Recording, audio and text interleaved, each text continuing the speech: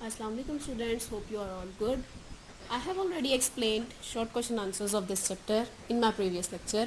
Now I am going to explain long question answers of this chapter. Our question number 1 is differentiate between high level and low level language. High level और low level language का हमने difference बताना है. High level language easier to write. High level language easily understandable है. इसमें English language से similar words use होते हैं, इसलिए इसको लिखना बहुत ज़्यादा आसान है. इसके अगेंस्ट लो लेवल लैंग्वेज को देखा जाए तो वो it is difficult to write. Low level language को लिखना बहुत ज़्यादा मुश्किल है, क्योंकि low level language machine language पर बेस करती है और मशीन लैंग्वेज बाइनरी फॉर्म में यानी 0 और 1 की फॉर्म में होती है, इसलिए इस लैंग्वेज में लिखना बहुत ज़्यादा मुश्किल है. Number 2, easier to test. High level language को टेस्ट करना बहुत ज़्यादा आसान है क्योंकि ईजीली अंडरस्टैंडेबल है. इसके अगेंस्ट लो लेवल लैंग्वेज को देखा जाए तो लो level language already machine language पर बेस करती है और वो मुश्किल भी होती है, ह्यूमन को याद नहीं रहती, इसलिए उसकी टेस्टिंग भी डिफ़िकल्ट होती है. Number 3, processing speed is slow.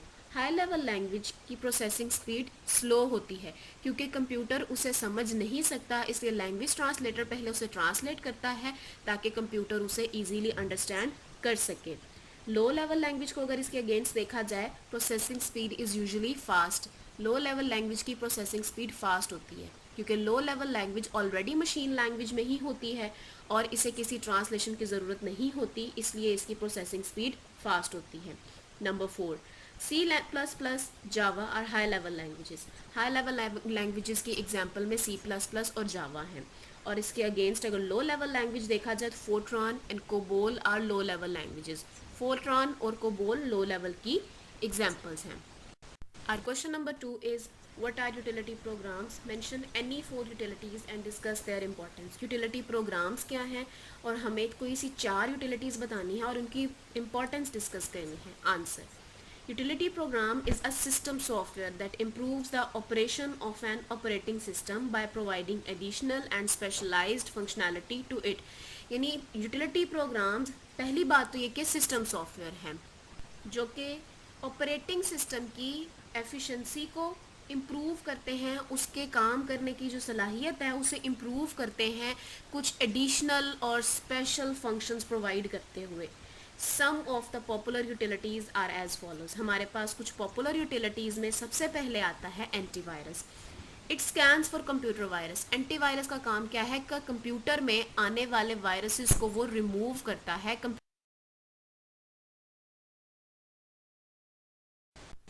Second utility है हमारे पास data compression. It can compress the content of our disk. Data compression में क्या होता है कि ये डिस्क में मौजूद कंटेंट्स को कंप्रेस करता है, यानी डिस्क में जो आपका डाटा है उसको स्मॉल साइज में कन्वर्ट करता है. फॉर सपोज अगर आपका डाटा जीबीज में है तो ये कंप्रेस करने के बाद उसको एमबीज में कन्वर्ट कर देगा. बट रिमेंबर कि ये हमारा डाटा किसी भी तरह से लॉस्ट नहीं होता इसमें और ना ही हमारा डाटा ख़राब होता है.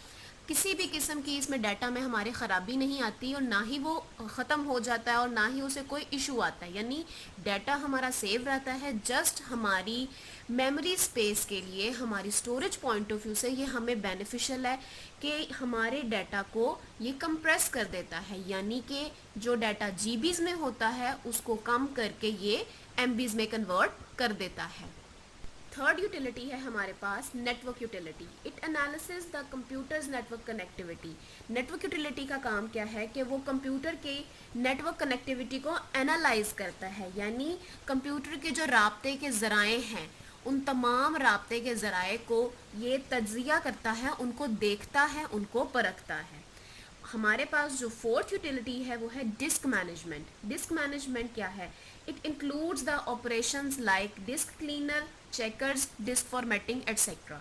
डिस्क मैनेजमेंट में हमारे कुछ इंपॉर्टेंट ऑपरेशंस आते हैं जिसमें क्लीनिंग, चेकिंग और डिस्क फॉर्मेटिंग शामिल है. अब आते हैं क्वेश्चन नंबर 3 की तरफ. Question number 3 is what do you mean by customized software, explain with examples. Customized software के बारे में बताना है with examples. A customized software is made as per the specific requirements of an organization. Customized software किसी भी organisation की requirements के according बनाया जाता है, यानी कोई भी पर्सन या कोई ऑर्गेनाइजेशन, कोई कस्टमर अपनी रिक्वायरमेंट्स और अपनी स्पेसिफिकेशन के अकॉर्डिंग जो सॉफ्टवेयर बनवाते हैं वो कस्टमाइज्ड सॉफ्टवेयर है। The user can specify what all he required from the software. User अपनी स्पेसिफिकेशंस बताता है कि उसे सॉफ्टवेयर में क्या चाहिए, यानी उसका सॉफ्टवेयर में क्या फीचर्स होने चाहिए, क्या फंक्शंस होने चाहिए, क्या ऑप्शंस होनी चाहिए। And software is built to accomplish the specific task. और सॉफ्टवेयर किसी भी स्पेसिफिक टास्क को परफॉर्म करने के लिए बनाया जाता है। It is also non tailor made software. इसे हम टेलर मेड सॉफ्टवेयर भी कहते हैं, क्योंकि कस्टमाइज्ड सॉफ्टवेयर या टेलर मेड सॉफ्टवेयर ऐसे सॉफ्टवेयर हैं जो हम अपनी मर्जी के अकॉर्डिंग, हम यानी कि यूजर्स, सॉफ्टवेयर को यूज करने वाले अपनी मर्जी के मुताबिक बनवाते हैं, अपनी रिक्वायरमेंट्स के अकॉर्डिंग और अपनी स्पेसिफिकेशंस के अकॉर्डिंग बनवाते हैं। अगर स्कूल की बात की जाए तो कोई भी स्कूल जो सॉफ्टवेयर बनवाता है उसके अंदर वो फीचर्स, फंक्शंस, ऑप्शंस अपनी रिक्वायरमेंट्स के अकॉर्डिंग रखवाते हैं। तो वो सॉफ्टवेयर जो किसी स्कूल के लिए बनवाया जाता है वो स्पेसिफिकली उसी स्कूल के लिए होता है। उस सॉफ्टवेयर को कोई दूसरा स्कूल इस्तेमाल नहीं कर सकता। इसी तरह से अगर कोई सॉफ्टवेयर किसी मेडिकल स्टोर के लिए बनाया जा रहा है तो उसके फंक्शंस, फीचर्स और ऑप्शंस उस मेडिकल स्टोर के अकॉर्डिंग हैं, तो कोई भी दूसरा मेडिकल स्टोर वाला पर्सन उसे इस्तेमाल नहीं कर सकता। होटल मैनेजमेंट सिस्टम और एयरलाइन रिजर्वेशन कस्टमाइज्ड सॉफ्टवेयर की एग्जांपल्स हैं।